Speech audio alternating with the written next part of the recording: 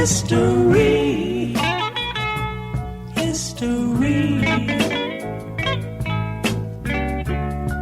Can you see, little boy, what you mean to me? Can you see how sweet our love has long grown to be? It's time to see the happiness I feel inside of me. Knowing one thing, darling, this love will always be two lovers. History, ain't that two lovers? History, peaches and cream. Thanks for joining us. My name is Tony and this is episode 20 of the History Bhoys Abroad podcast. We hope the clarity of this one works out as it's a departure from the usual Skype recorder pods. We're in Glasgow, we're live, pre-Ross County match at Paradise. We're in a dining room, so bear with us in our fluey voices. Just to remind you guys that the idea behind this podcast is to slice into Celtic's deep, rich, successful and sometimes troubling history each week. And the idea is to mainly focus on the less obvious moments, but we'll get to the Lubos, Nakas and Hendricks eventually. For this episode, I'm joined by the man behind Celtic Vines, Gilly, and the subject matter for this week's episode was his suggestion, and I'll let him explain his reasons. The reason I chose to do Tommy Burns, the manager years, is because this is when I really started going to games solidly. I went to 5 or 6 games in the 94-95 Hampden season and had a season ticket for the next 2 seasons, which were back at Paradise. It was quite an exciting time to be a Celtic fan. We'd kind of left the dark days behind us when we started to really believe we could compete with Rangers again and hopefully stop 9 in a row. Excellent. Okay, so obviously Tommy Burns, the manager, we're not going to focus on Tommy Burns as a player. We're going to focus on 1994, July, all the way up to the middle of the summer in 1997. So Tommy Burns is appointed as the 10th manager of Glasgow Celtic. And the most galling thing about the initial thing with Tommy Burns' appointment was the treatment from the SFA initially. Fergus has obviously taken over in the summer, or actually it was March I think, Fergus took over in 1994. Aye. And he replaced Lou McCarry. Fergus came in and was accused of tapping up Tommy Burns, who was also a player at Kilmarnock, but he was a manager at Kilmarnock as well. And the story goes that Celtic had approached Tommy, obviously the spiritual home, Tommy Burns is Tommy Burns, and he was asked to come back to Celtic as manager. Obviously Tommy's not going to say no to that, and the story goes that Celtic were accused of tapping up and it went to court and they were fined £100,000. This amount of money was widely criticised, even as recently as the BBC podcast. Did you hear that? I've not heard that, no. The BBC podcast with interview with Fergus McCann, pretty good, from about 2 months ago. He talks about it. The previous fine for a club tapping up players was £5,000. Celtic got £100,000 fine, and apparently Tommy's salary was only £40,000 a year. So we know that there's some sort of dark witchcraft behind that sort of thing, but we'll move on anyway. I'm led to believe that Tommy, while was the overwhelming fans' choice, also people within the club wanted him, but it wasn't Fergus McCann's choice. And we were talking earlier on before the podcast, before we started recording, we thought there was chat, there was a Dutch guy, and we both agreed that it was Gus Hiddink. Gus Hiddink was a name that we can both remember being linked with the job. I think it was Gus Hiddink. I mean, something tells me Gus Hiddink was maybe before O'Neill. Possibly. Maybe. It would have been I don't know who it would have been. Bobby Robson was also linked with Celtic, but I'm not exactly sure when that was, to be honest. Yeah. So we're in July 1994. Tommy's the manager. The fine's been paid. We're playing. Where are we playing our football? Hampden. Celtic Park is under construction. As part of Fergus's deal to take over, he agreed that he would spend money, upgrade the stadium, make it more modern, and obviously the rest is history. The first match of Tommy's tenure was a game against Cork City, a 3-2 win away, basically a bounce game in Ireland. quite common for Celtic to go over to Ireland, to go over to Ireland in these days for friendlies. We don't seem to do that anymore, obviously. I think one of the things that stood out about this was like the penny pinching from the get-go with Tommy, and his relationship with Fergus seemed to be quite strained. Did you come across anything in your digging with the relationship? Well, obviously everyone's heard the stories about the contracts and McCann being very tight. I think for the first season no one was really too aware of it, but secondly in the second and third season the fans were well aware of it, with the media in Scotland doing their best to ham it up. Yeah. Just to move on to like the more important games of the season, like the first game of Tommy's competitive tenure with Celtic in the first season, 1994, was a game against Falkirk, 1-1. Do you know who scored the first goal? I guess the maestro, Paul McStay. No, it was everyone's favourite Celtic pundit, Andy Walker, scored the first goal. I'll talk you through the team. I like to give the team to give a bit of an idea who Celtic had at this time. Gordon Marshall, Lee Martin, Tom Boyd, Mark McNally, Tony Mowbray, Peter Grant, Mike Galloway, Paul McStay, Willie Falconer, Andy Walker and John Collins. What do you think of that team? Not exactly inspiring, to be honest. A few names there that are easily forgettable. Guys like Willie Falconer. I mean, Falconer's more stand out than someone like Lee Martin or even Mark McNally. I mean, Willie Falconer went on, and I'm pretty sure he'd done alright domestically in Scotland with other teams, but these other guys, maybe I'm being ignorant here. I don't know. I don't really know much about Lee Martin or Mark McNally. We know Mike Galloway, he done okay, he done a shift, but the third game in the league this season was a trip to Rangers, and our team for that day was Marshall, Grant, Boyd, McNally, Mowbray, McGinley, Galloway, McStay, Simon Donnelly, Andy Walker and John Collins. The midst of the Huns and their 9 in a row shite, obviously we know this now with hindsight. What do you remember about this first Old Firm game? Well, this is actually the first Old Firm game that I can remember Celtic winning at Ibrox that I've actually got vivid memories of. I remember John Collins' free kick just before half time, which was very similar to the free kick he'd scored the previous season when the Celtic fans were locked out, but they still had the plane flying overhead saying "Hail, hail, the Celts are here." McStay then scored a great shot just after half time that hit the inside of the post and went in. So it was 2 great goals. We seemed to outclass Rangers that day, especially Collins and McStay just totally ran the midfield. The victory that day actually knocked Rangers off the top of the league, putting Hibs top and Celtic second. Performances in particular that pleased you among individual players? Well, I think McStay and Collins were a bit exceptional in the middle of the park because they're exceptional players and we need them playing every week to that level. I also felt Peter Grant gave us a marvellous performance in there. He's at the opposite side for those two. He tends to break up the other team's attacks and put his foot in and do the sort of the mundane tasks that very rarely the supporters notice. But today I felt Grant was outstanding and literally run himself into the ground. Walker and Donnelly up front were exceptional. Their layoffs, their touching the ball and everything like that. And the back four played very well for us as well. McGinley's back for his first game of the season, done well. So many good things and we're well pleased. When McGinley played, there's been a lot of speculation about him perhaps being part of some deal involving Phil O'Donnell. Can you tell anything about that at all? Well, I think to be perfectly honest, Pat McGinley would have started the season for us.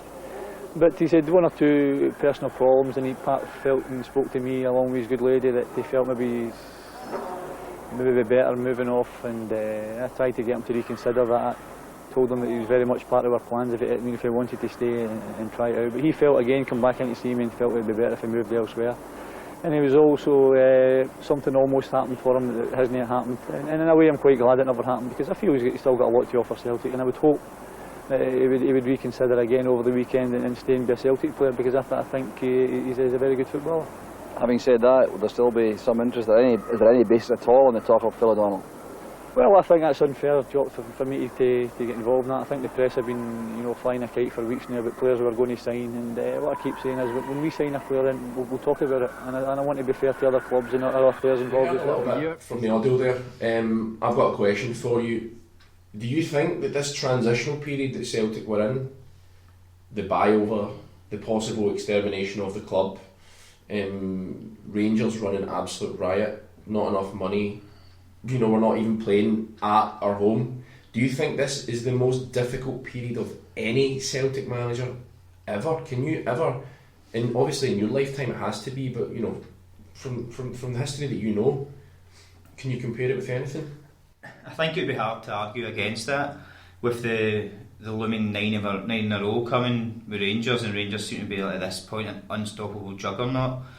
As you mentioned, they're not playing at Parkhead, they're playing at Hampden. The SFA fine for tapping up Tommy Burns, everything seems to be stacked against us at this point. Yeah, I think it's difficult to think of anything else, any other examples throughout the history of Celtic where it has been more difficult than this.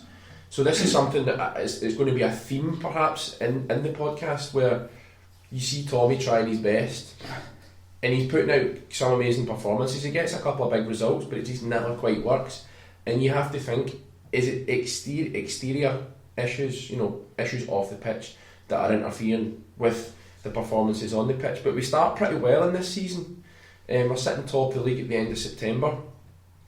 Tommy Burns and John Collins win the awards for the player and the manager of the month. I think that was for September. But then October comes and we fall flat. 5 league games, no wins. The only light in this month was the League Cup quarter-final win over Aberdeen. But it seems that we're on a bit of a downward spiral even in October. Excuse me. Obviously, the main talking point for this part of the season, do you have any information on this? What would you say is the main talking point for this part of the season, October, November, before the year end?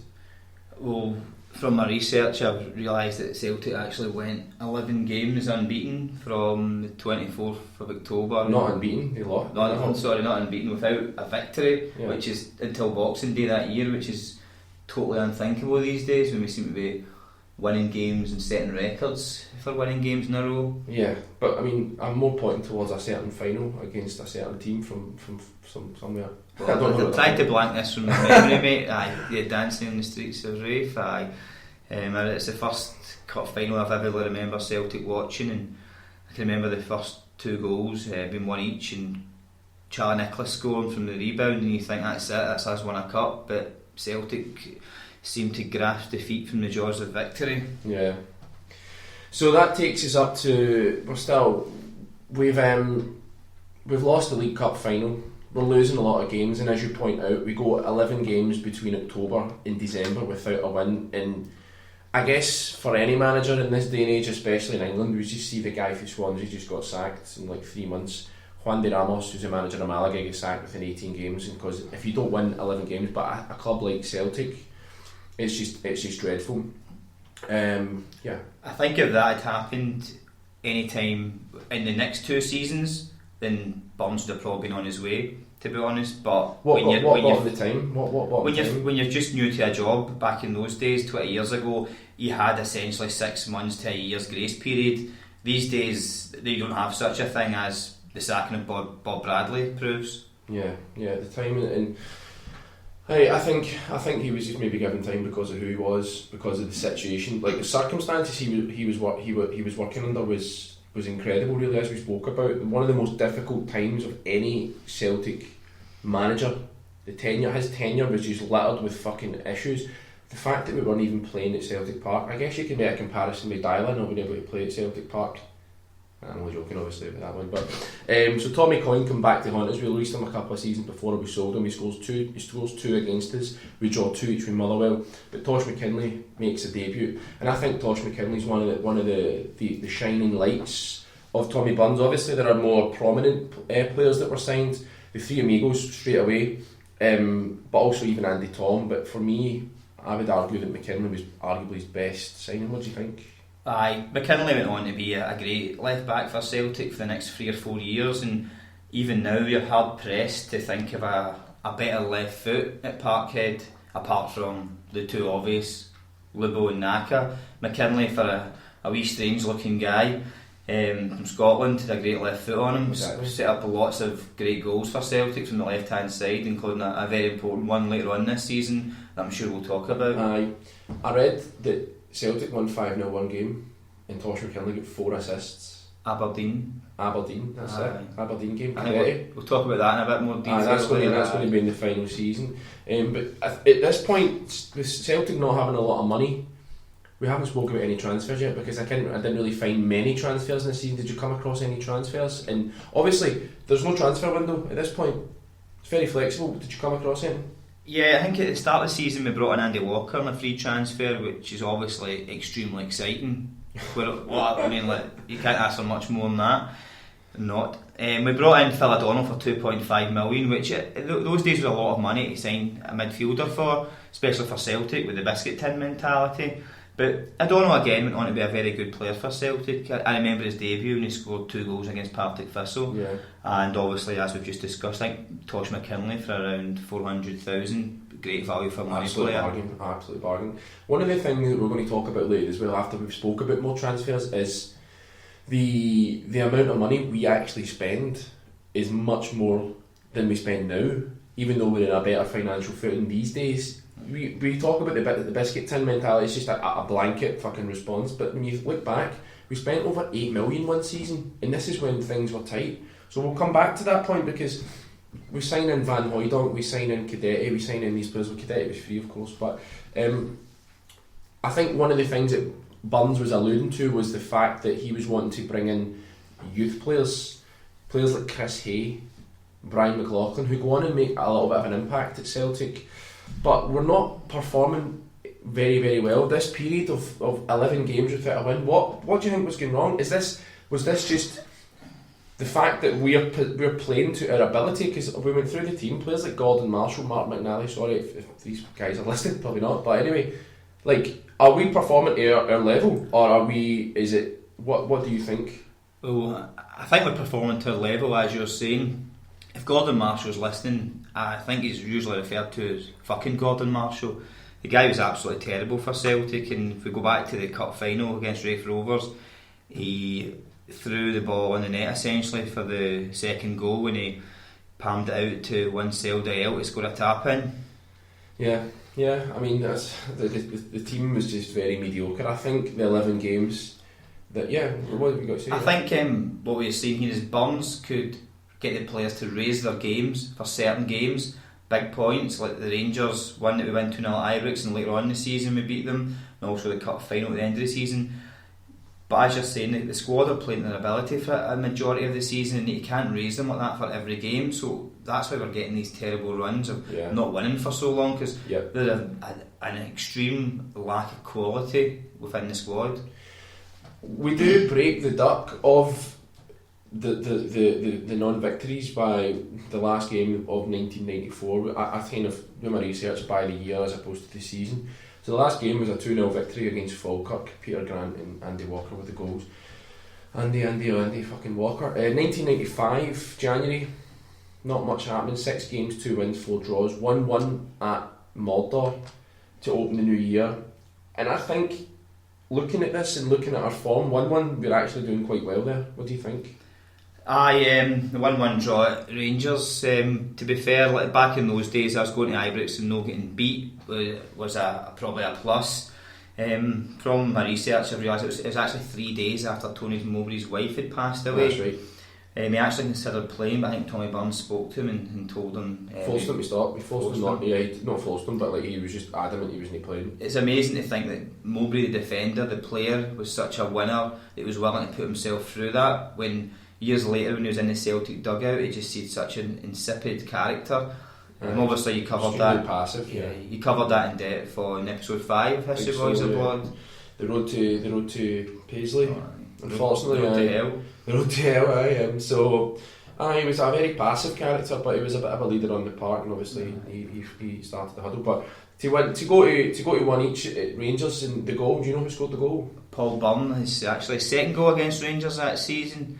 A great goal. John Collins, I think, showed his class on the left hand side, and I think it pinged a 30-yard ball over the fullback, and Burns met it with, I think it was his right foot, which actually was his weaker foot, outside his foot, right into the bottom corner. One of those goals that you'll see doing the rounds on Twitter and on Facebook and that all the time. It's a great goal. I mean, Paul Byrne's more famous for other things, but we don't need to talk about that. Anyway, Aye, so I think Celtic deserved their point, fully deserved their point. They battered them in the second half. Paul Burns' finish is exceptional, as you say. They did, but the thing is, with even getting that draw at Ibrox, it'll actually put Rangers 11 points clear. So you're talking the 4th of January. So where are Celtic at this point then? Because obviously you can't always find Celtic. Celtic finished the season 4th. Celtic finished the season 4th. So Celtic are about 3rd, 4th, 2nd. But the point is, Celtic are absolutely miles. I got bouncing about those 2-3 positions. Yo-yoing. With Falkirk, with Motherwell and Hibs. Aye, the other teams that are doing well there, because teams like Aberdeen, this is when Aberdeen were absolutely honking. The bright point, what's the bright point that happens next? What happens in the next month or so? Pierre Coming on the 11th of January. Pierre comes on the 11th of January. I can remember his debut was a Wednesday night against Hearts at home. Freezing cold, and I was training for my under 11 team, Dumbarton United, and came out of training and got on the radio and they're saying this Pierre Van Hooijdonk had scored for Celtic, and nobody had a clue how to pronounce his name. It was back in the day when you didn't really see much, there was no internet and things like that, so you had no idea what he looked like or anything like that. And then the next day he got the goal on the news, and it's an absolute cracker of a goal for about 30 yards, like a was it like a half volley or a shot right in the top corner that the keeper couldn't get. He was very technically gifted. He could score goals, a variety of goals. We've done an episode on him as well, for those that don't know, episode 3, I think, Pierre, episode 3. It's in the back catalogue on HailHailMedia. But he scores on his debut, and I think we paid like 3.5 million. Now, when you think, as you say, this was pre-internet. So we're essentially relying on teletext, and we're relying on the newspapers and the radio and such things like that. But NAC Breda, like who scouted him? David Hay. That's exactly. I thought he was cheaper than that. I thought he was about 1.2 million. No, well, maybe you're right. Maybe I'm wrong. But I know that it was a decent wedge that we paid for him. And again, it kind of goes against the idea that we're not spending a lot of money. This biscuit tin mentality. When actually, if you compare it with what we're spending now, I know the wages back then might have been different, but I don't know. So he scores on his debut, and he also wins a penalty to give us our second win in about 15 games versus Kilmarnock. This is still January. We round off the month with a 2-0 Scottish Cup win over St Mirren, and I think Tommy Burns sort of saw this game as being a change of form, change of luck, but I think it was a bit of a false dawn. Pierre scored the goal. We probably hadn't been scoring too often. I think when Pierre came in, he sort of gave us a totally different dimension up front. The sort of goal he was scoring goals at this, like Tommy sort of lamented that we weren't scoring goals. We weren't scoring specific types of goals that until Pierre came, we were then scoring. If that makes sense in a roundabout way. Well, the signing of Pierre is really the first kind of big name, obviously. Foreign player I can remember Celtic signing. Yeah, Rudy Vata, something like that. Yeah, he's not got a big name. Not got a big name. Literally, Van Hooijdonk's quite a long name. Well, he's literally a big name and an exciting player. And you can remember. It's exotic. I can remember. How old were you? That time I would have been 13. I was 12 at the start of the season. Went on to be 13. So we're the same age, for those that don't know that. But so like as you say, you're actually at an age where you're starting to absorb these things and you can understand. Because when you're a wee guy and you see these names, it's just Van Hooijdonk. That's it. You just see this big guy. But February is just a succession of disappointments, except another Scottish Cup round win against Meadowbank Thistle. It's quite funny when we look back at this, these teams I've never even heard of, but there's another one, Whitehill Welfare. I think there's just an amateur junior team that are still on the go. No, I'm not suggesting that they've been disbanded. I'm just saying, like, we played against Disco Bride last season. Yep. Last season, it's kind of similar to that, but it doesn't happen often. It's quite interesting. In March we play 3 and win 3. Pierre scores 2 in a 2-0 win against a hopeless Aberdeen. We know at this point we're not going to win the league, but we are chasing UEFA Cup. We're hoping to get into the UEFA Cup, which we eventually do. That's right, isn't it? Yes. Next season we've got is it PSG season? No, Dynamo will be Hamburg. Dynamo 2 in Hamburg will be next year. We'll come to that anyway.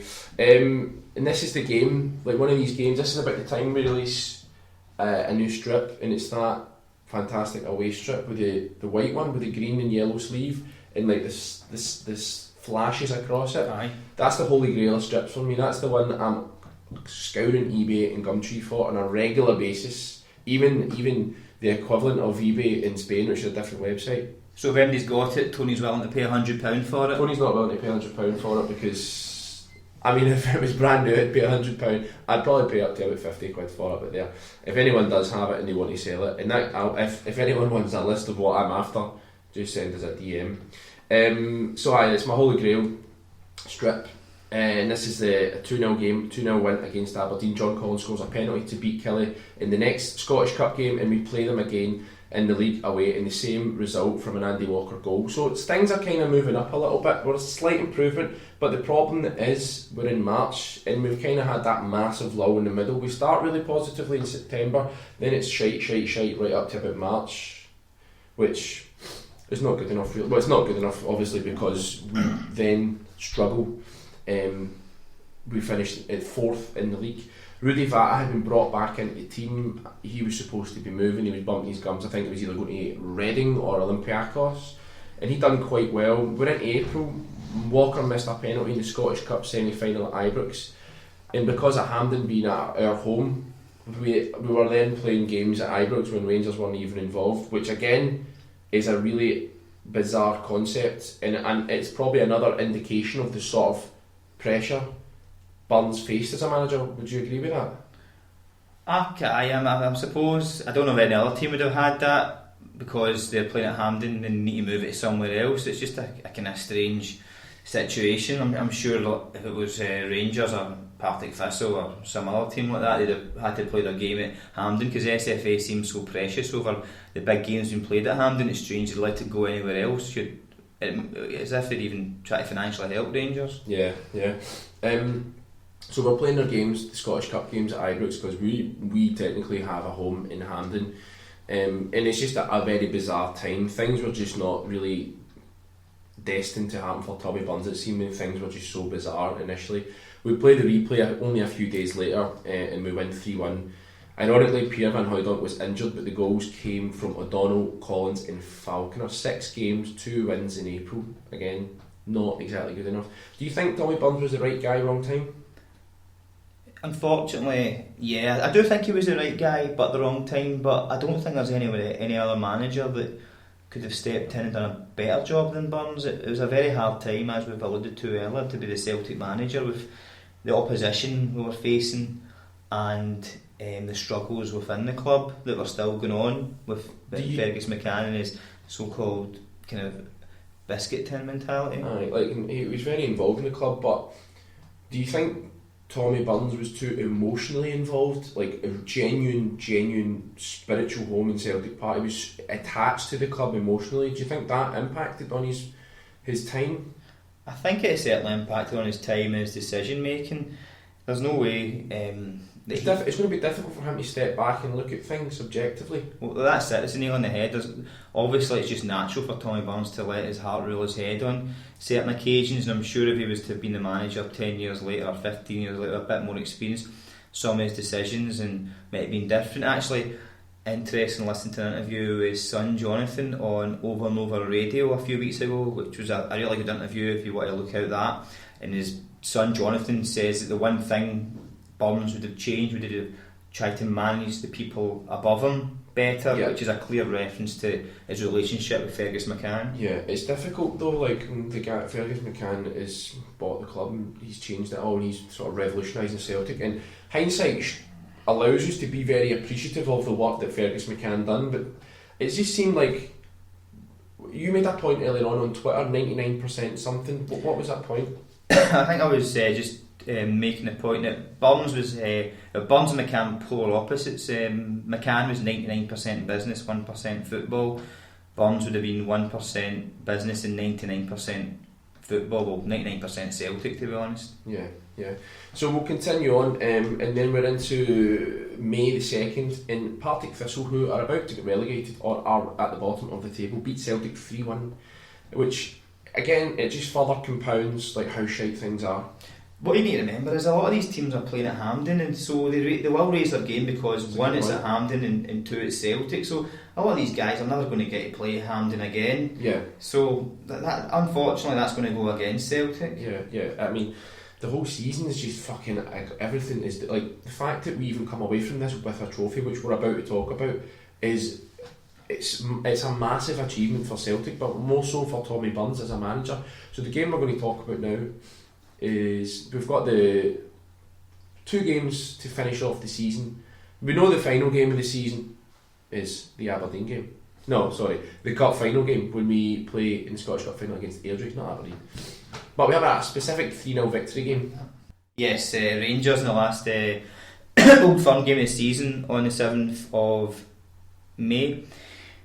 It was a bit of a dead rubber, you could argue, but it wouldn't have stopped the fans celebrating to get one over Rangers. Van Hooijdonk with a great strike to open the scoring, an OG from everyone's favourite butcher, Craig Moore, and a great free kick from Rudi Vata, one of those ones where he puts it kind of to the side of the wall where the keeper's not expecting it.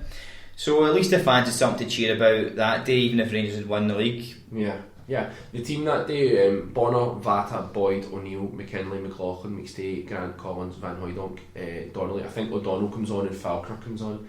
But as you say, we haven't pointed it out, and unfortunately we have to point this out on a regular basis. The Huns were doped up. They were about to buy Gaza.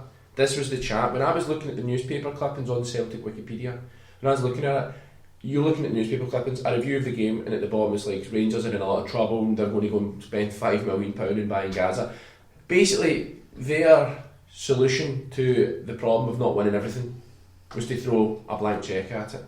It's like the Homer Simpson way of getting out of debt. We'll spend our way out. That's essentially what it is. So, just to go back, so Tommy Burns' first season with Celtic is a bit of a mixed bag, but amazingly, out of his 3 seasons, that's his best performances against Rangers. Out of the 4 games, they won 2, drew 1 and lost 1, scoring 7, giving away 4 goals, giving us a goal difference of +3. So if he'd continued that kind of form in his next few seasons, everyone would have been happy, and I'm sure we might even have won a league. But unfortunately, that was the best it was going to get for Tommy Burns in the Old Firm games. Yeah, 3-0 win. So as I say, the Huns are buying Gaza, and I've got some audio from this game now which you can hear. Linking with Donnelly. Good running by McLaughlin. Van Hooijdonk. The great shot by Van Hooijdonk! And Celtic took the lead! And that was a classic! Created by Brian McLaughlin. It's brilliant play by the little midfield man. Look at that goal, straight past Billy Thompson's right hand. Good play by McLaughlin there, just sets himself up nicely. This is McStay, looking for Donnelly again, he's away from McLaren. Chance on again for Celtic, Donnelly going all the way himself, and it's tapped in by Moore. An own goal by Craig Moore. Celtic go 2 ahead. Graham with Vata, he scored for Celtic. Rudi Vata makes it 3-0 to Celtic. And Billy Thompson was beaten by the surprise element here. So, I want to ask another question before we move on to the Scottish Cup final. Just how much of a financial gulf was between Rangers and every other club in Scotland? Probably about the same financial gulf that Celtic have right now, but the major difference is that we aren't cheating or borrowing or getting soft loans to get there. We've done it the correct way. Aye, I mean, my thinking is if Celtic and every other team in the Scottish Premier Division at that time banded all their money together, Rangers would still have had more irregular money that we now know was cheating. As I say, this is the era when they were buying Brian Laudrup. They had players like McCoist, they had got Petric, they had Haitley, and then later on they're going to sign Mikhailichenko, players like that. Alexei Mikhailichenko, players like that come in the second season, Oleg Selenko, cunts like that. I mean, it's just financial doping, and it's unfortunate that we have to mention it from time to time. For anyone who's not 100% sure of what we're alluding to here, have a wee look at Paul Larkin's The Asterix Years on YouTube, and it will open your eyes. Aye. So the last game of the season, before we do the cup final, there's one more game. We relegate Dundee United. Peter Grant gets what seems to be a very serious injury, which turns out to be not as serious as we first thought, and he actually gets man of the man in the next match. So where do we finish in the league? So that's just, we'll cut it off at the league here. So where do we finish in the league at this point? We've actually finished 4th that season, behind Rangers, Motherwell and Hibs in that order. And just to emphasise how poor a league performance it was, we finished 3 points ahead of Falkirk. That's terrible. That's frightening. Absolutely. Out of 36 games, we won 11, drew 18 and lost 7.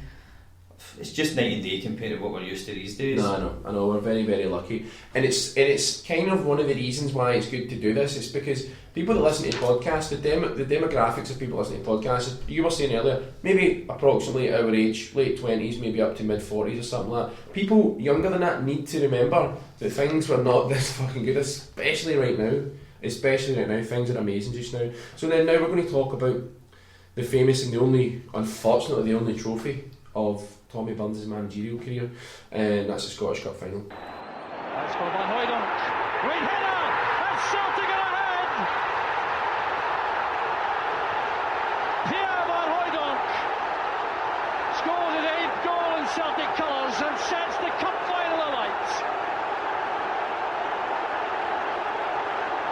This has been typical of the Celtic play so far, because the views on either side well. Josh McKinnon gets in a tremendous cross there.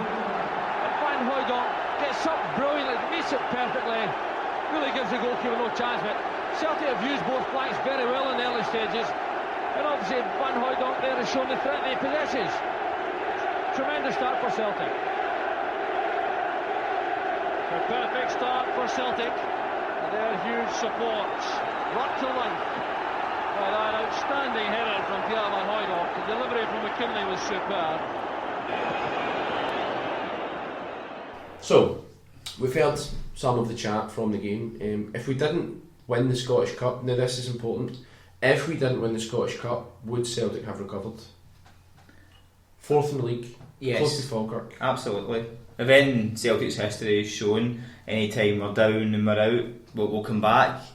Yeah. Don't know when we'll come back, but just because you lose cup finals, it's not the end. It might feel like the end, but it's not the end. But the reason I asked that is because these are not normal circumstances. Everything that's going on that season, remember we're playing at Hampden, remember Fergus McCann's just saved us from liquidation. If we could beat that cup final, it might have gave Tommy Burns a stronger hand to play. He could have said to Burns, I need more money and to strengthen this team. This team can't even beat Airdrieonians, who were at that point just like a bunch of cloggers. I think they clocked up 100 yellow cards in the one season. They did. So it's strange how things work in football, because Burns might have walked in and said, McCann, I'm looking to buy X, Y and Z, and McCann can turn and go, well, you won the cup, so it's just a case of getting their form in the league. Yeah, I mean, well, my last question, and if you have anything else to say on this, feel free, but my last question on this would be, do you think it was more important for someone like Paul McStay to win this trophy as the captain? For example, if you were to compare it with someone like Roy Aitken from last week's episode, do you think it was more important for someone like McStay? Because we spoke about it earlier and his reaction. I don't think it's more important for somebody like McStay rather than Roy Aitken, because they're both Celtic men, Celtic players, Celtic captains, Celtic fans. But without a doubt, it's more important for McStay than somebody like Van Hooijdonk or other guys who were in the team, Rudy Vata, who weren't Celtic men, so to speak. McStay had been there through good times in the 80s, the bad times in the early 90s, and now when we were coming out of that, we're winning trophies again. You can see the relief in Paul McStay, Peter Grant, Tommy Burns, Billy Stark, Charlie Nicholas's faces when they win that trophy. They were celebrating that the way we celebrated stopping 10 in a row, because up to that point in time, that was one of the most important trophies Celtic had won in the last 20 years. Like guys like me and you, that's the first trophy I can remember Celtic winning. I'm 13 years old. That's absolutely scandalous. I know. As I say, we're very privileged these days, and it's something that people would do well to remember. It's not always this. People expect us to just go out and roll teams over presently, but that kind of takes us quite nicely into the next season. Do you have anything else you want to add about the first season, which was 1994-1995 of Tommy Burns' tenure? Just I think it's underplayed how difficult it was playing at Hampden. The atmosphere was never anywhere near it as at like Parkhead. I went to a few games at Hampden, but I think I must have blocked the majority of my memory. The only one I really remember is actually the first home game when we beat Dundee United 2-1 when Tony Mowbray scored a header in the last minute. Yeah. The rest of the games I can't really remember, but I've got the programmes there and my dad tells me he took me, so I'll take his word for it. Yeah. Whereas the next season, when I'm a year older, I can essentially remember nearly every game. Yeah. So we start the 1995-1996 season with our Rima friendlies, but we also have a 3-0, the first game we really plays a 3-0 away win at Ayr in the League Cup. Tom Collins and Pierre Van Hooydonk. Now before we do that, I want to talk you through some of the signings that we made this season. I've managed to find that. It's quite inconsistent with regards to the players that we signed. The Wikipedia, it can be not necessarily Celtic Wiki, but actual Wikipedia. Anyway, Tommy Byrne made some good transfers in my opinion. We brought in Andreas Thom for Bayer Leverkusen in August, John Hughes from Falkirk in August, Jackie McNamara came in on the 4th of October from Dunfermline, Martin Vigost came from Dundee, went on to do really well for Celtic. We spent 600 grand on him, which is quite a lot of money, and George Cadetti eventually came in next year, which is 1996. I remember that summer being linked with a lot of players, attacking players. Two in particular spring to mind. Mark de Grijzer, do you remember? Mark de Grijs, the Belgian that ended up going to Sheffield Wednesday, and David Ginola. From the research, apparently the reason we didn't get David Ginola is because Fergus McCann wouldn't pay him 25 grand a week, which those days and now is a lot of money, but for a guy like Ginola it'd be absolutely worth it. Yeah, well, he obviously goes on and has a very good career. Some of the players that left that season, just to give you an idea of what happened: Charlie Nicholas, Paul Byrne, Tony Mowbray, Jamie McQuilkin, Barry Smith, Mark McNally, Willie Falconer, Andy Walker, Jim Slavin, John O'Neill, Mike Galloway, Lee Martin, Rudy Vata. These kind of guys leave over the course of the season, not necessarily just the 12 or how many it was. It's quite wholesale changes. That kind of gives you an idea that maybe he's trying to put his own stamp on his team, because obviously he's picked up the reins from after McCarry, so he's trying to put his own stamp on the team. And obviously we're talking about a Celtic team that wasn't exactly awash with decent quality.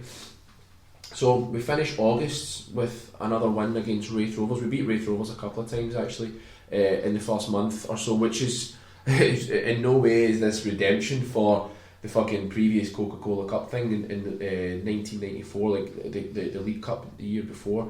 But you know, we still managed to beat them twice in a row, which was quite good. I feel like this, like the overwhelming like message I took from the research here was that this is the season what could have been. What do you think? Aye, without a doubt, it's the season it could have been. We were excellent in the league, some of the best attacking football I've ever seen Celtic play.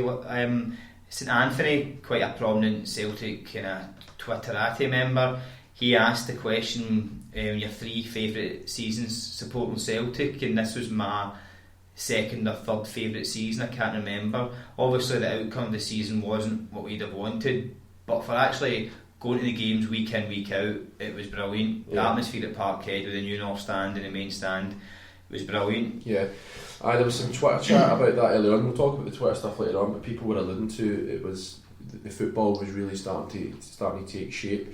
I asked someone today on Twitter, I forget their name, which I'll try and correct that, but I asked like today if what would be a comparison for the second season of Tommy Burns' time is almost exclusively remembered for the style of football that we played, although we're now doing the research which shows you that he was working under the most ridiculous circumstances. So I asked on Twitter today, can we compare it with a team from currently?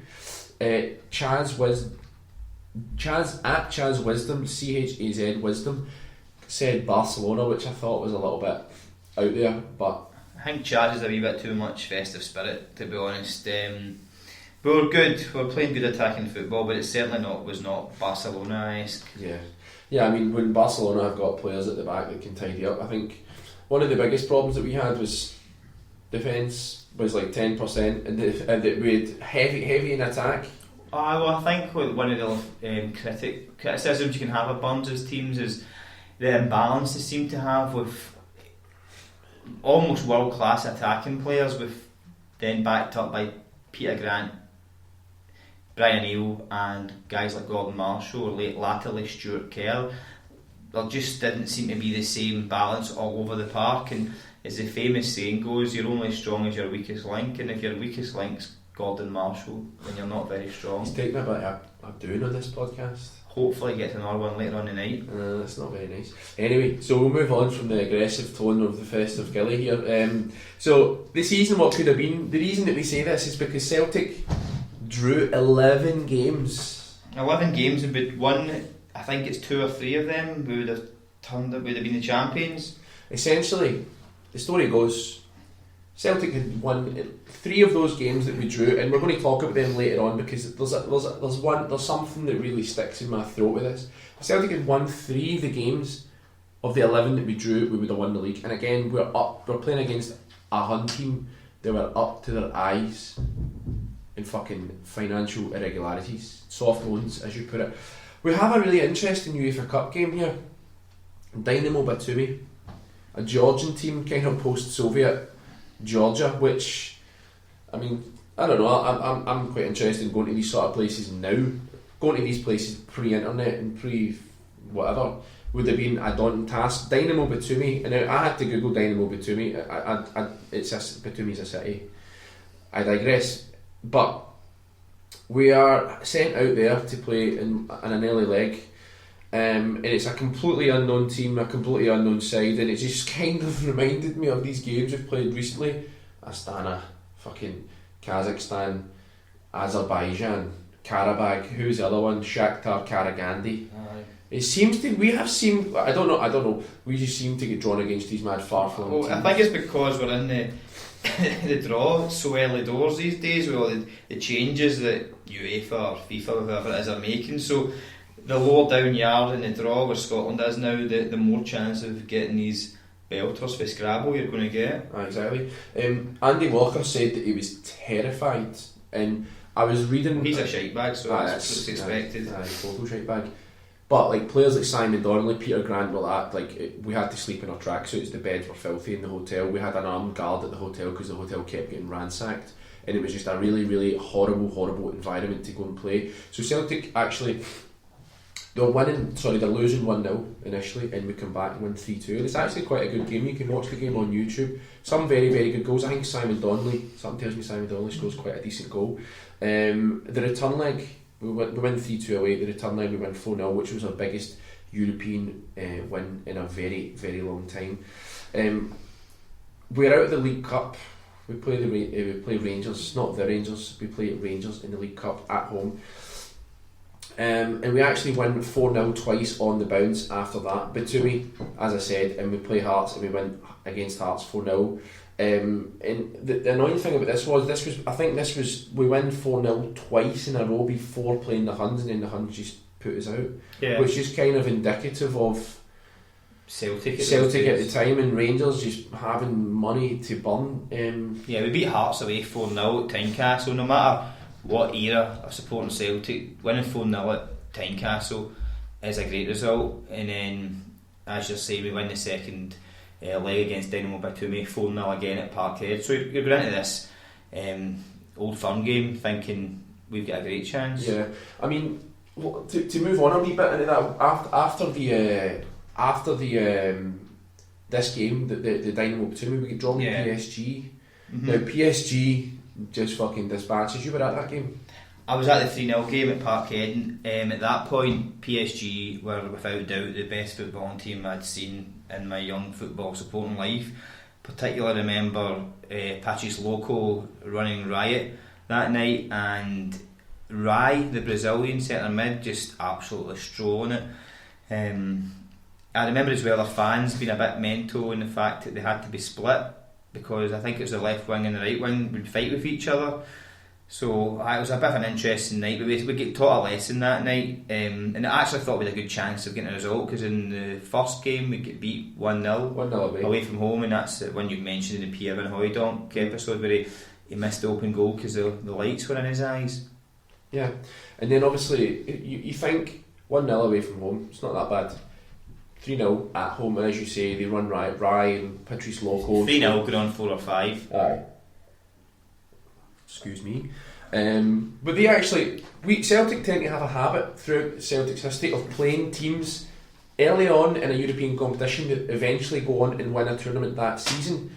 Barcelona, AC Milan, we've played teams like that. I think Manchester United might have won it the year that we beat them. Anyway, they eventually win the... What tournament did they win that season? The Cup Winners' Cup, because we beat Airdrie, so it's a Cup Winners' Cup. Ah, okay. So it's the Cup Winners' Cup. They were in, not UEFA Cup. Nah, Cup Winners' Cup, which ended after Chelsea won it about 4 or 5 years later, and it's now it's a crap cup, to be honest. The people that won it don't matter. I think Rangers might have won it once. Nice. And who did they beat in the final? Our old friends. Rapid. You're a big fan of them, aren't you? One of my favourite teams. We've also done a podcast on them. I think that was episode 4 or something like that. Testing your knowledge. Anyway, mate. It's festive season and I was out last night, so take it easy. The point I wanted to make, and I've made it earlier and I want to ask again now we've been pumped out our arse. We've been to Georgia, we've been to Paris. Is Europe a distraction? I don't really think so, to be honest. There's no great expectation on Celtic at this point to be performing well in Europe. We hadn't performed well in Europe for 5 or 6 years.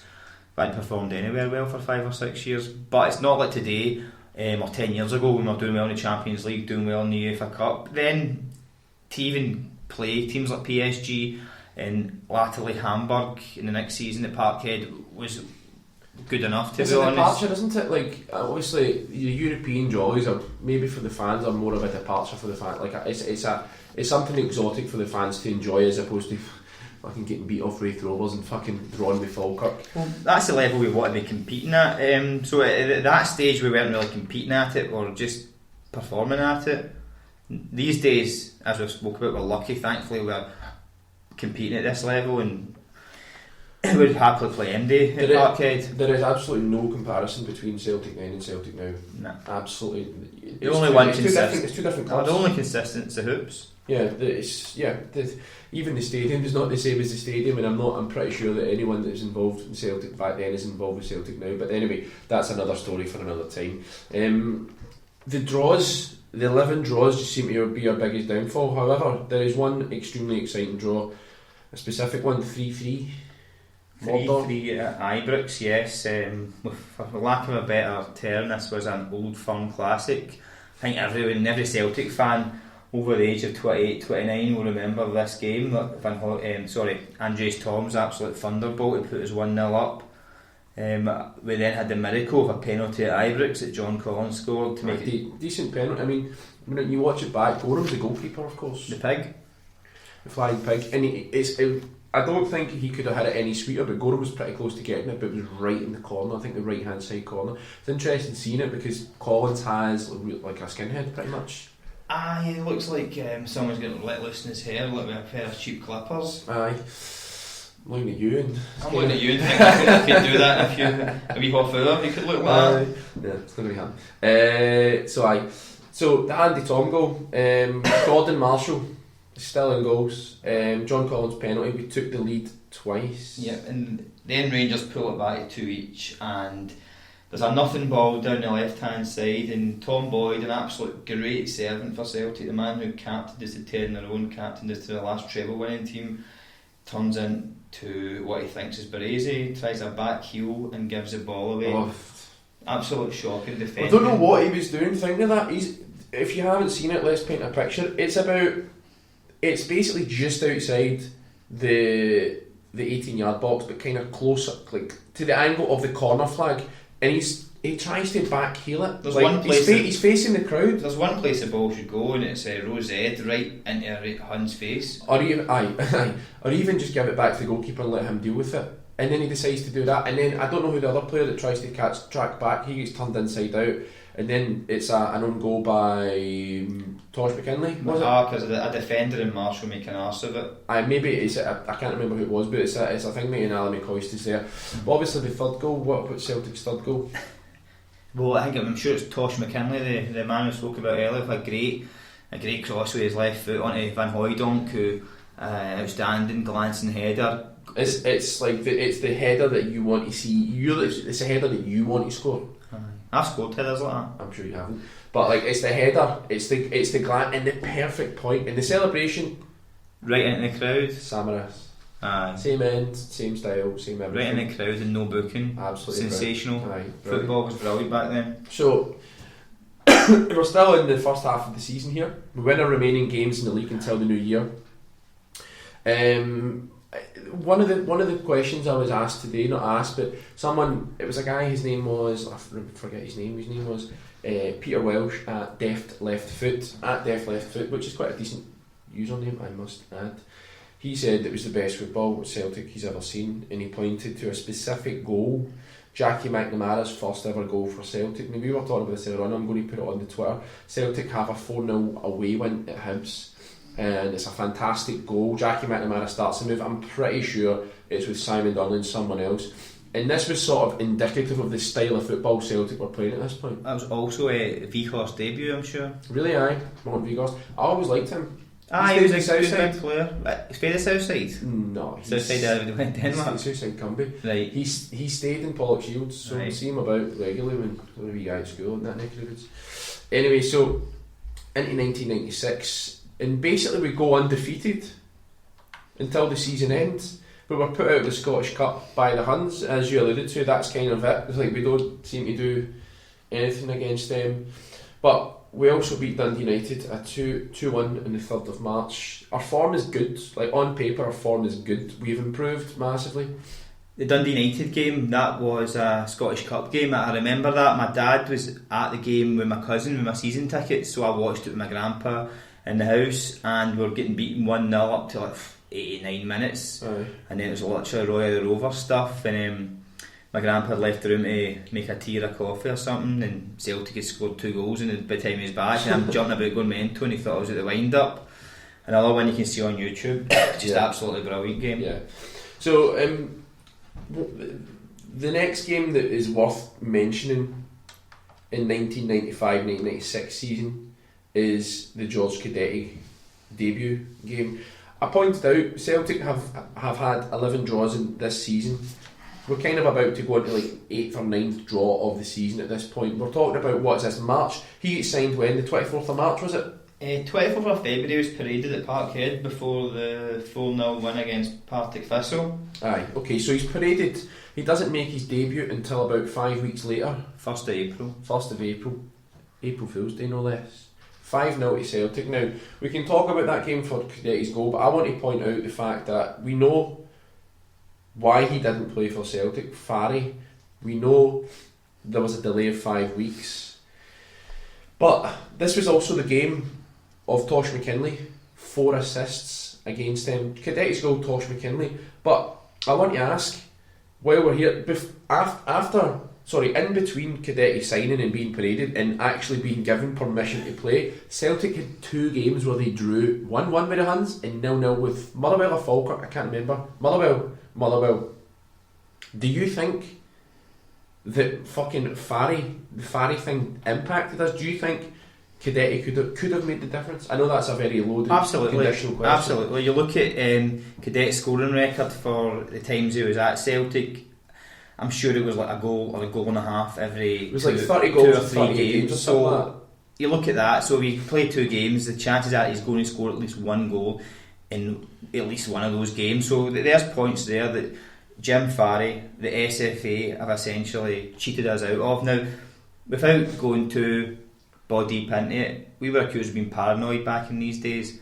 We're no longer paranoid. We proved we were cheated. We're now obsessed. We weren't paranoid enough, to be honest. Nah. And like, obviously, we know how it goes. But I genuinely believe, I'm not one for being like pure conspiracy theory, but I genuinely believe that Cadetti could have made the difference in these games. Well, if you'd heard a story about a Brazilian team signing a great centre forward and someone in an organisation holding back his registration to stop him playing for 5 or 6 weeks, you would be absolutely disgusted.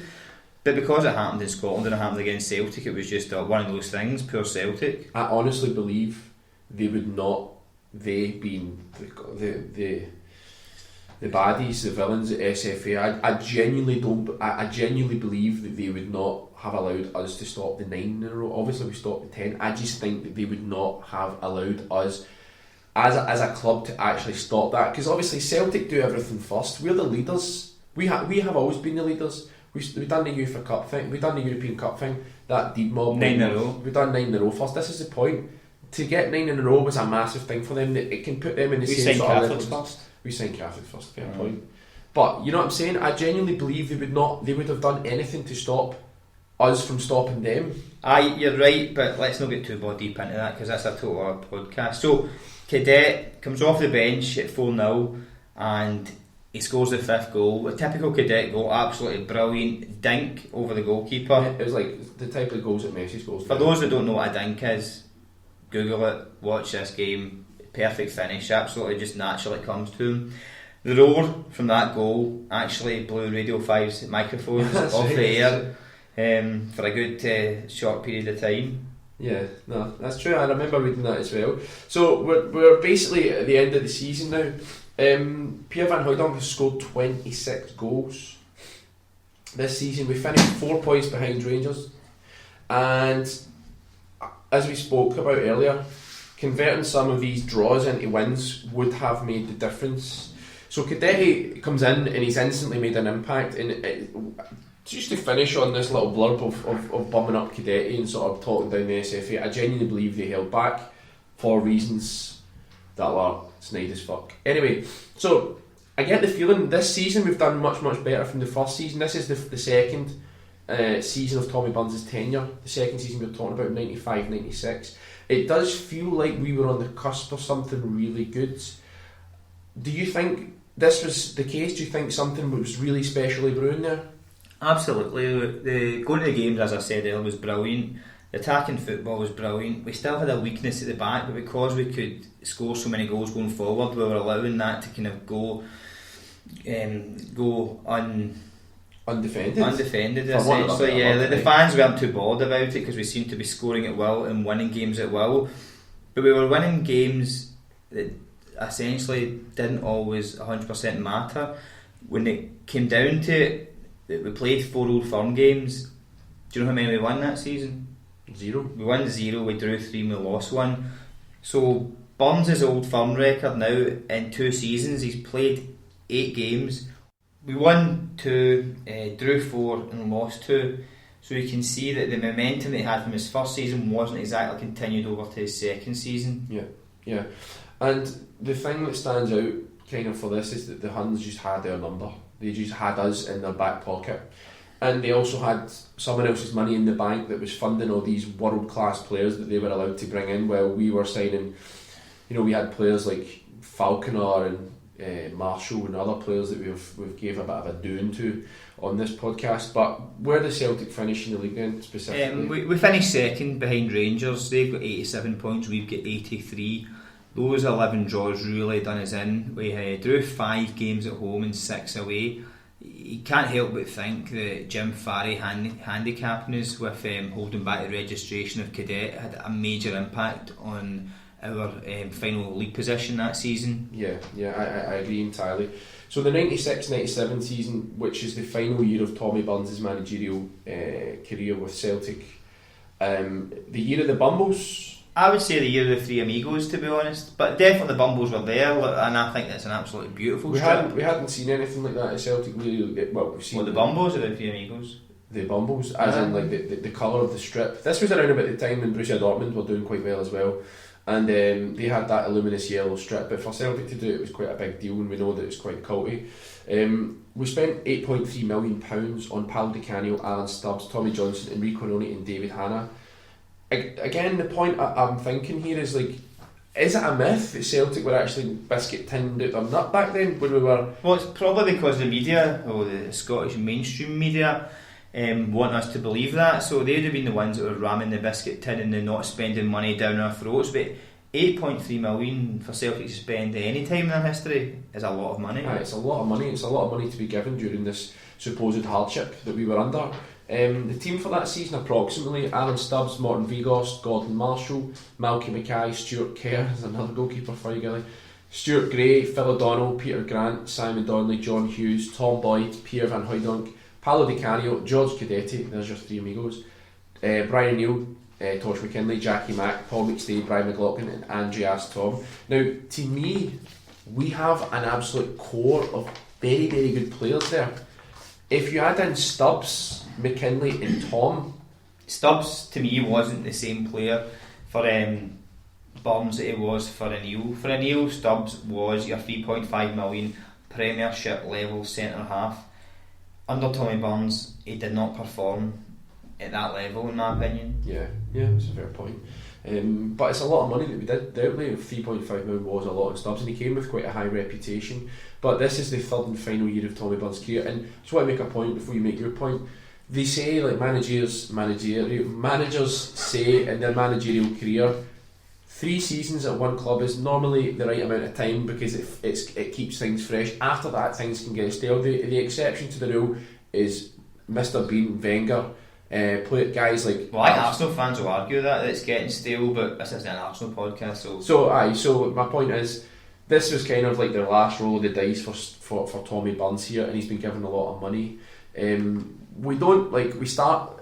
The pre-season is just like a mad glut of goals. I think we beat one team 16-0. We're playing all these mad games away, but to be honest... the season overall, there's not really a great deal to mention in this season. The 3 Eagles are there together, but we're out of every cup apart from the Scottish Cup in the first half of the season. Well, there's a few high points to mention. Yeah. Di Canio's debut away at Kilmarnock, when it's the first time the 3 Eagles are played together, and then I'm not sure, I think it's the first time we've won the Bumbles in a competitive game.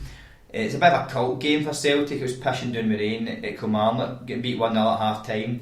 Di Canio replaces Brian McLaughlin pretty early doors in the second half, and we went on to play for the last 40 or 35 minutes, whatever, some absolutely amazing football. Di Canio opens the scoring that day after playing a sensational bit of football with Cadet. Di Canio again. Well, that's great play by Di Canio. He's equalised. Well, that was brilliant.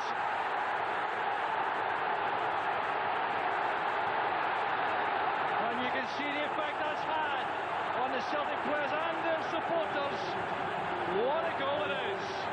Cadet's pass to Di Canio. Look at the patience, the confidence, the timing. From that goal, as the commentary say, you can hear the crowd, the players are all looking at each other thinking, we're going to go on here, we're going to win this. And we do, we go on and we absolutely run over the top of over Kilmarnock. Yeah, Kilmarnock 3-1 away from home. Yeah. The season's kind of littered with some big results. We've got, we play against Kosice in the UEFA Cup qualifiers. Kosice, I'm not even sure where they're from. I'm going to assume somewhere in the Balkans, Yugoslavia. But we're also, after that, we're then drawn with Hamburg. And it's probably about this time that we strike up the relationship with St. Pauli then, I'm not sure. That was actually the season before. We played them and we drew 0-0 with them in Germany. I'm not sure when the Huns started becoming friends with Hamburg, probably because they were red, white and blue and they're right wing cunts. Straight to the point. No fucking around, Gilly, I like that. So I like the season's kind of littered with not amazingly great results. We're losing to teams like Motherwell. I just feel like there's no real momentum in this season. Do you have any other highlights for the first half of the season? As I say, we've been put out of the UEFA Cup and the League Cup. We're still in the Scottish Cup. Anything? To be honest, it's such a different season from the season before when there was so many highlights. For me, the only real highlights of this season were the Kilmarnock away game we've just discussed and Di Canio's great goal against Aberdeen, which came on the 26th of December later on. To me that was the 2 great highlights of that season. Yeah, and this is the year that the Huns are going for 9 in a row, isn't it? It is. Yeah, so the Huns are going for 9 in a row. So this game, Celtic away at Aberdeen on the 26th of December. Another one, a bit of a cult game, is doing the rounds on Twitter these days. It's the one when, again, Celtic are wearing the brilliant Bumblebee kit and Di Canio wears his golden boots. We're losing 1-0 and we bring it back to 1 each with a great goal that's often forgotten because of the second goal in the game, but the first goal in its own was an excellent goal. Tosh McKinley flicks the ball over the defender's head. Weghorst then dummies across, then puts in an excellent cross with his left foot, and Cadet bullets a header into the keeper's near top right hand corner. A goal which is absolutely brilliant, but it's often forgotten about when we talk about the next goal, which is Di Canio's goal. Top the league and Team's losing the points. Chance for Di Canio as the flag stayed down. It's got to be, and it is. Aberdeen furious that the flag stayed down, but the player who offered most hope to Celtic of breaking down this Aberdeen defence was Di Canio, and sure enough, that's how it's worked out. Yeah, I think fabulous ball. Look at the control here. Superb with the left foot, flicked over the keeper's right foot. One of the best goals this season. Canio's goal was absolutely world class. The long ball from Tom Boyd, World Cup style pass. Di Canio kills it with his left foot, and then the same movement flicks it over the keeper with his right foot. He goes mental, runs into the crowd and celebrates, and there's no booking. Like we discussed earlier with Van Hooijdonk at Ibrox, no booking for celebrating. What a time to be alive. Absolutely brilliant. And this is kind of the point where there's a bit of chat about Celtic's season being salvaged and sort of like aspirations to win the league, and it's kind of pinpointed at Di Canio and his infamous golden boots. This is the game when the golden boots kind of made their debut, and obviously they go on and become like absolutely iconic with Can you this tell me the make of the golden boots? Panfodoro or something? Pantaforadora. Something shit like some that. Italian. And they were actually on display literally 2 miles from here in that Great Western Road. It was a sports division at the time. I remember that actually. Right, I do remember that. Now, I want to point out, it's kind of around about this time where I think Pierre starts bumping his gums about getting a move. I think that's a wee bit earlier. Like, this is us about going to the 97, and he ends up leaving in March. I think at the first Old Firm game that we get beat 2-0 at Ibrox, which was actually my first Old Firm game I went to at Ibrox, was when he had problems, and I said apparently he told Tommy Burns to F off, and he made the famous quote about 12 grand homeless. a week. Yeah, not being enough for a homeless person. Yeah. Just to go back, the Di Canio boots went for 58 grand. To a Hun. I'm sure it was a Rangers fan that bought it. Tom Hunter. I'm not sure if it was his money, but Tom Hunter he probably bought wasn't. it. Probably wasn't. Aye, so the first game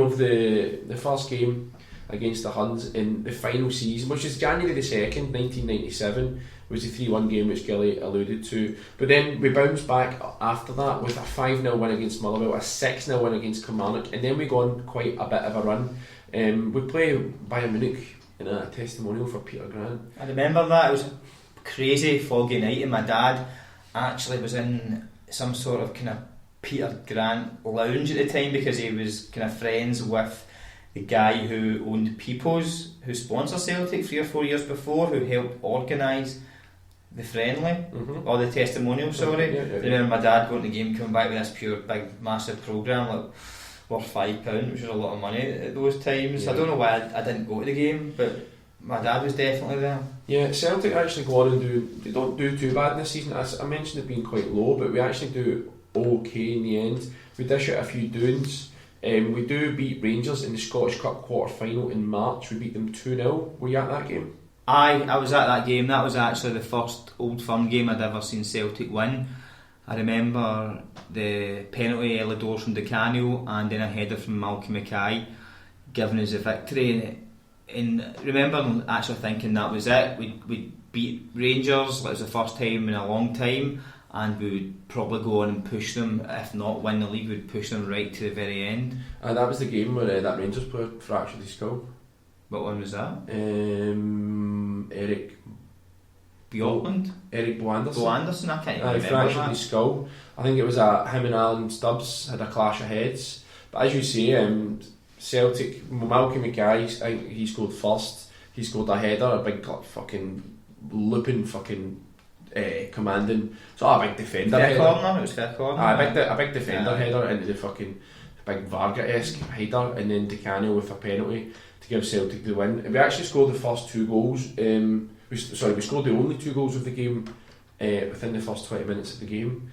So that's the Scottish Cup quarter final. From then on, Celtic actually are doing not too bad, as I said. We are giving out some doings, but consistency is an issue here. For example, we'll beat Hearts 2-0, then we play the Rangers game we spoke about there, then we get beat 2-0 off fucking Kilmarnock. Then Rangers beat us 1-0 at home, then we draw with Dunfermline. So we're into like April. We've got the Scottish Cup the Scottish Cup semi-final against Falkirk. It's a 1-1 game and it goes to a replay. I was actually at both those games. They were fucking terrible. Yeah.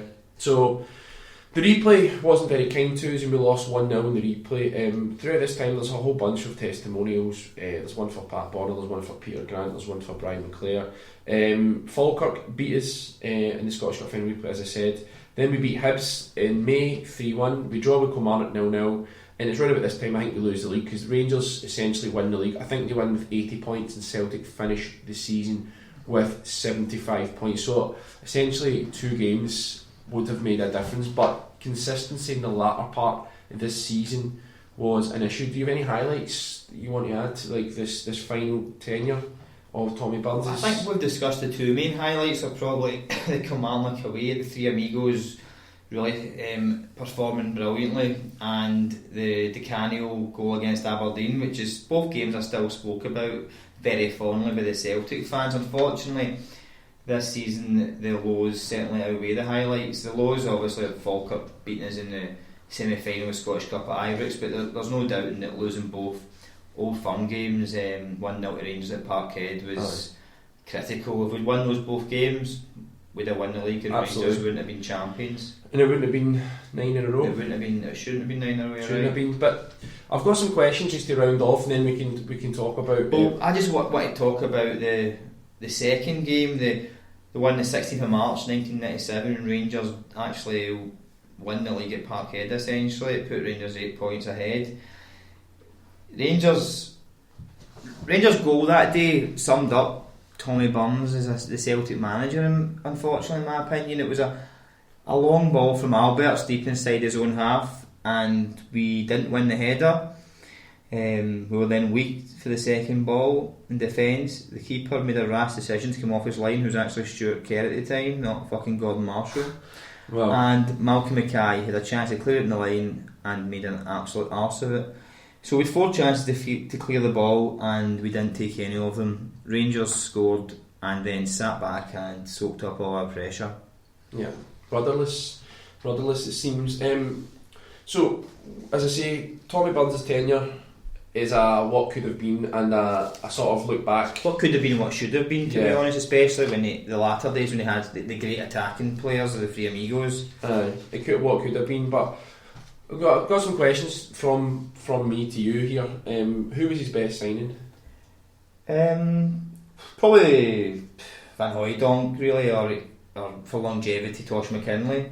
I would agree. I think Tosh McKinley, for you said £400,000, and the fact that he goes on and is sort of cements, he's one of the best left backs in history for Celtic, in my opinion. I brought up earlier on that he was too, in my opinion, Tommy Burns was too emotionally attached to Celtic. Do you still agree with that? Do you agree with that, or do you think it was just, was he too emotionally attached to take us forward as a club, or was the board too tight? Well, it's parallels. Tommy Burns is a Celtic man and a football man. The board at that time, led by McCann, were 100% business, so it's a hard one. It's just a pity we didn't have a board who were more in tune with what the fans and what Tommy Burns were all about, and that was essentially stopping 9 in a row, stopping Rangers. Yeah, I know that I've contradicted myself by saying tightening of the board tightening their purse strings and Celtic spending money. But it's like the reason that the opinions change over time is because when you do the research and then you talk about it and the questions are sort of pre-written. So that's one of the things I enjoy about doing this. The next question is, the next manager that comes in, we all know what happens, Wim Jansen. How much credit does Tommy Burns get for that season? Well, before doing this podcast and the research, I would have certainly gave Tommy Burns a massive amount of credit, and I hate to say this and take it away from Tommy Burns, but Jansen made about 7 or 8 or even more signings. He brought in very physical players, not as flair kind of style players, more functional players who would do their job, and kind of players that would make the team better rather than just themselves being outstanding. So Burns certainly laid the groundwork, but Jansen, in my opinion, can take a lot of the top 10 in a row in his own credit. No, I think so. And if you want to talk about the signings that Wim Jansen made that season, Larsson, Bratback, Bratback, come on. Aye. But Burley was far more important. Lambert far more important. Signed, Mark Reaper far more important. You know me, I'm not a fan of Pookie. Gordon Marshall, and Bratback's another guy who might have scored the goal to stop the 10, but he wasn't a great footballer. Janssen, did he not sign Gould, Reaper, Mahy, Lambert? So I think he certainly did. I think Lambert. No, I think Janssen kind of stands on his own for the feat of stopping the 10. I'm not really sure we can give Tommy Burns any credit for that, but not to say that, you know. But Tommy Burns certainly took us from the dark days when we had no hope and no belief. He took us from that, the Lou McCarry, the Liam Brady's, to back to paradise, back to a team playing attacking football, back to a club with their fans who were united to a certain extent, which a lot of other managers couldn't have done. Even other Celtic men couldn't have done, because there's Celtic men in the past who went on to be managers, have been involved in the club, who you don't have the same affiliation with. Peter Grant sticks out when he was a assistant manager at Mowbray. Tommy Burns was one of us. Yeah, quite a nice way to end it. I do want to add one more question, and it's a very simple question, really. Can you describe his tenure in 3 words? Exciting, disappointing, and ultimately unlucky. Okay, for me, heartfelt, emotional, and unlucky. Heartfelt and emotional because of the attachment he had for Celtic and what we had for him, what we still do have for him. And unlucky because the time was just fucking rotten for him, man. The time was absolutely rotten. I think as well, as we touched on earlier, if we signed maybe a great goalkeeper or centre half, there's talk of Jaap Stam being linked with Celtic in the summer that we actually signed John Hughes. Now that kind of play would have made such a difference to our team at the time. My question to you is, would you have swapped any of the 3 amigos for a Jaap Stam or a Boric or a Fraser Forster? And if so, which one of the 3 amigos would you have been willing to sacrifice? Yes, Di Canio. Because Di Canio didn't deliver as much, in my opinion. Oh well, goals wise, Pierre was up there. Cadete was just rapid. Di Canio was a flair player. Di Canio was the kind of guy you want in your team, you don't want to play against. Well, I think it was a luxury we could have. If I was going to chop one of the 3 amigos, it would be Di Canio, but slightly different reason, because for me he wasn't a midfielder and he wasn't a forward. He was kind of played in the middle, and if you played in midfield, you lacked a strong midfielder in there. So I think you could have, as crazy as it sounds, like you could have lost him and strengthened the team as a whole by having a better centre half or goalkeeper. Yeah. I think the goalkeeper thing really sticks out as being a major weakness. We had Gordon fucking Marshall for 2.5 years, and then Stuart Kerr for another 6 or 8 months at the end.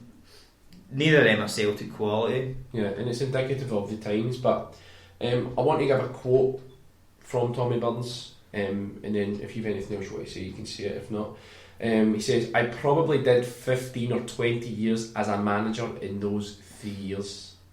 As in, he was fighting with so much, he was under so much pressure that he done the equivalent. And like people were saying in like the forums and stuff like that he actually aged quite quickly while he was at Celtic, like physically. You seem to go for ginger to grey overnight. Yeah, I mean, I think that's Tommy Burns. I think that'll do us. Do you have any last words for Tommy Burns' his podcast as a manager? Well, just the usual about Tommy Burns. There's no doubt he was an excellent human being and a great Celtic man, and it's hard to speak about him and say things that aren't 100% positive, but maybe he was the kind of right man at the wrong time. If he came 10 years later, he could have been the guy leading us to the Europe and the Champions League like Martin O'Neill.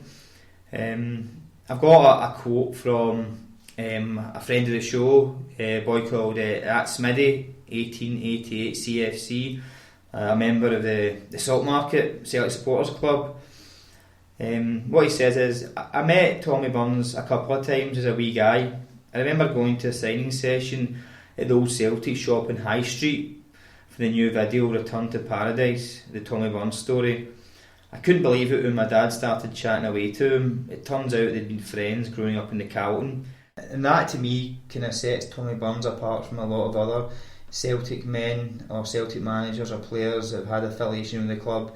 The fact that a large majority of people who've spent any time around Celtic or around that area will know him first or second hand, and he was the kind of guy that would always have an extra few seconds or minutes to stop and speak to you and make you feel special. And when you're talking to him, you wouldn't be talking to Tommy Burns, the Glasgow Celtic manager. You're talking to Tommy Burns, the Carlton. Has such teeth there, and he shows in pearly white. Just a jackknife has old Maggie, baby, and he keeps it out of sight. You know when that shark bites with his teeth there, scarlet billows start to spread. The fancy gloves, dear, has old Maggie, baby. So there's never a trace of red.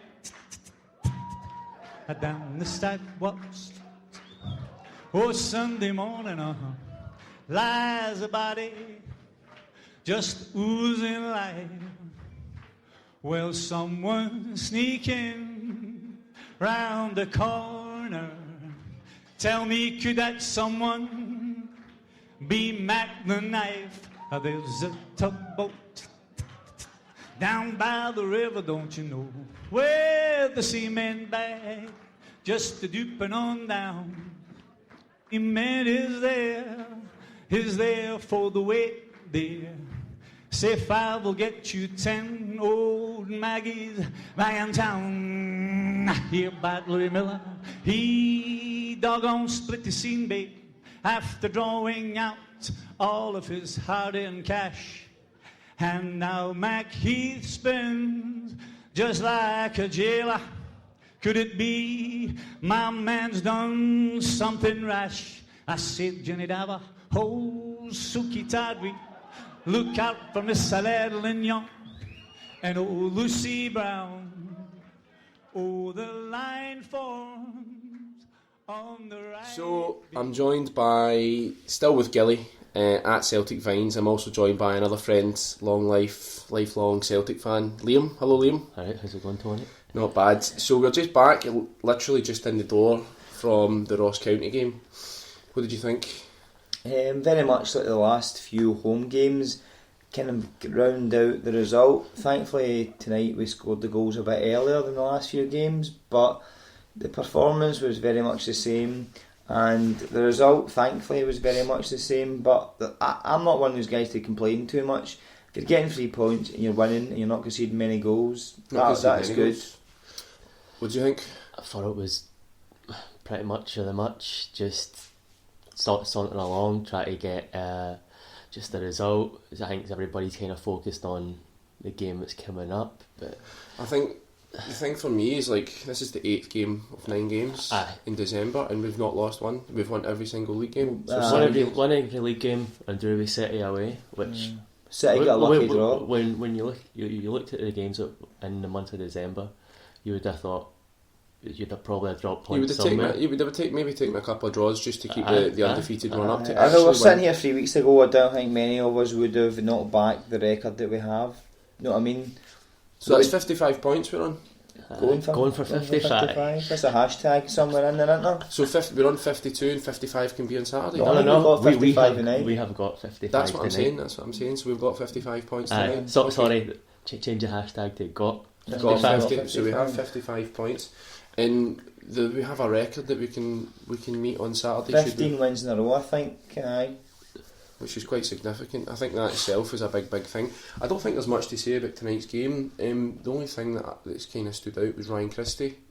He played and well. For Rogic.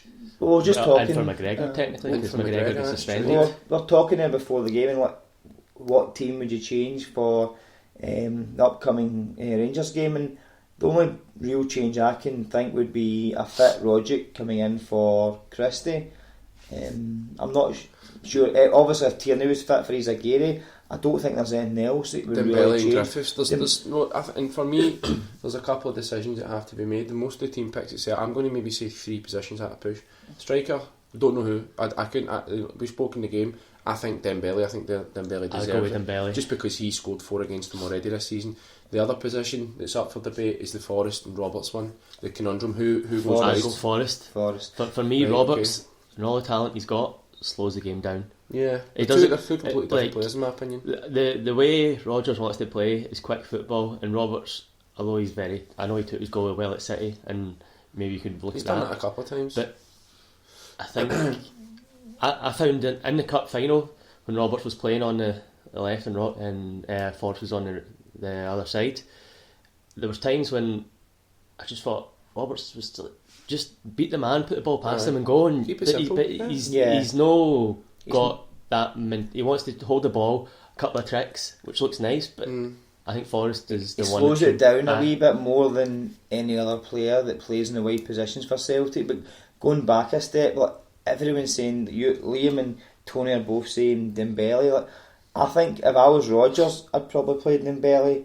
But me, I would maybe play Griffiths because I think he's on form and it's a good time to play him.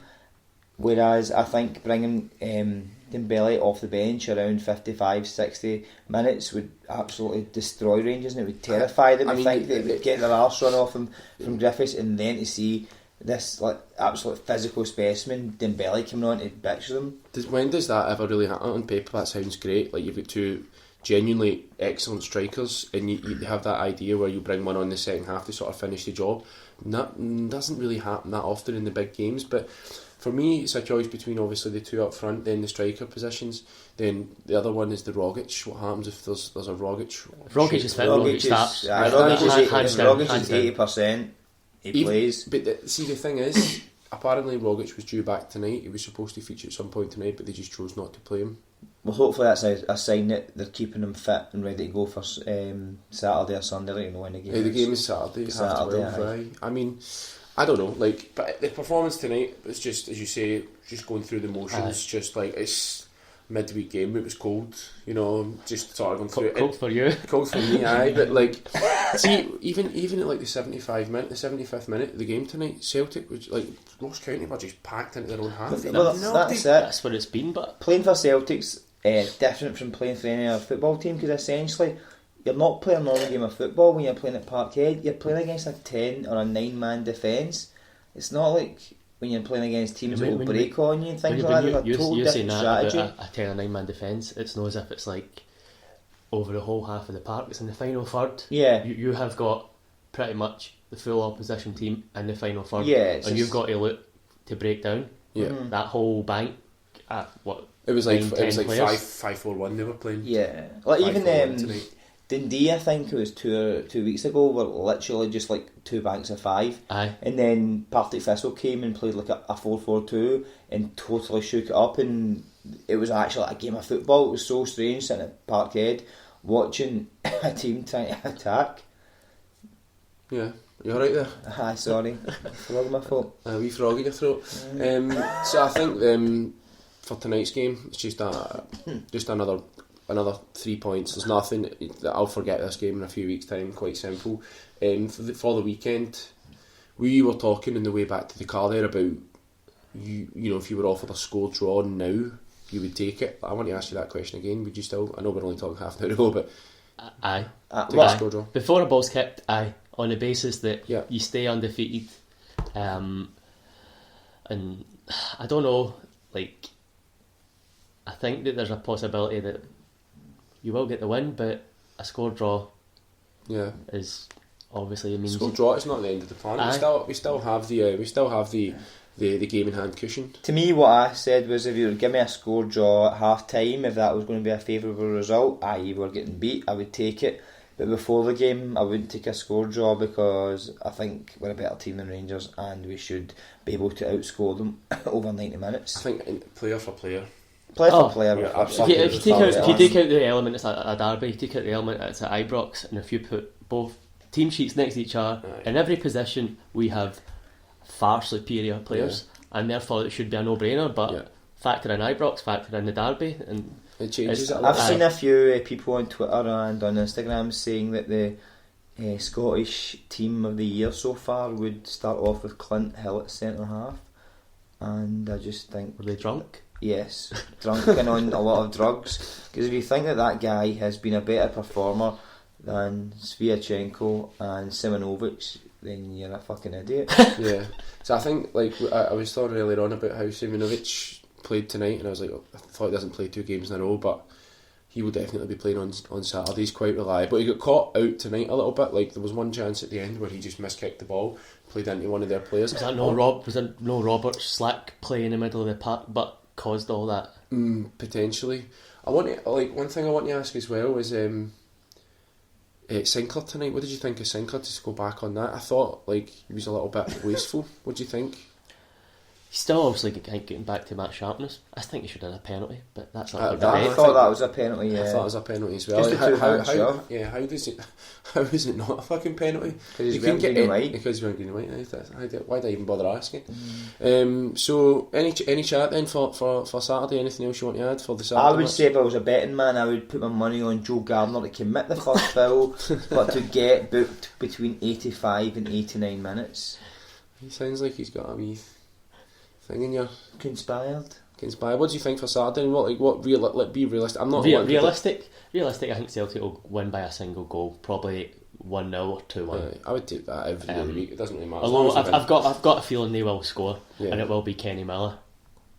Yeah, I think we've probably learned the lessons. We're just looking at the telly here, and they've got a photo of fucking Breadhead himself. What do you think, Gilly? What do you think in your heart of hearts? What do you think is going to happen? Honestly, we should beat them, but the way these games go and with that atmosphere I wouldn't be surprised if it was a score draw. And a lot of folk will be saying I'm a fucking idiot and blah blah blah, but I obviously want to win, and I want to win 2 or 3-0, but realistically I wouldn't be surprised if it was a score draw with a Celtic player getting sent off early doors for looking the wrong way. Steve McLean, who the referee is? Steve McLean, the man who missed the greatest handball ever.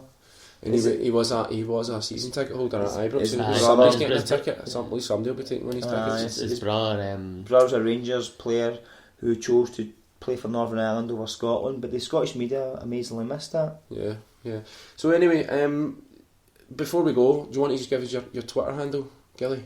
At Celtic_Vines. 22 followers away from 10,000. If you want to pass it up. What happens when you get 10,000? There's like a golden. Yeah, apparently a few of my mates are going to give us a tenner each, so I'm looking forward to it, Tony and Liam. Yeah, fair enough. Liam, what's your handle? Liam M. Scullion. At Liam M. Scullion. We are at Boys Abroad. If you want to email us, I can't remember the email address, but Twitter is much easier. We're going to be back in a couple of weeks. I'm not entirely sure what the subject is going to be, but it's going to be. There are going to be a couple of changes in the new year with the format of it. But I hope you've enjoyed this. Thanks for joining us.